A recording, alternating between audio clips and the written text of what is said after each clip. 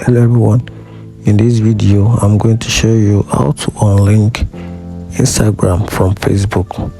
So if you want to unlink your Instagram account from Facebook, here's how you can get it done. The first thing you have to do is open up your Facebook account, then you tap on the profile icon and that will take you to your Facebook profile. Then you tap on edit profile, then you scroll all the way down, then you tap on edit your about info, then you scroll down, then you tap on your Instagram handle, then you tap on the pencil icon right in front of it, then you tap on remove, then you make save, then you have successfully removed your Instagram from your Facebook, and that's it. If you find this video helpful, like and follow for more. Thank you.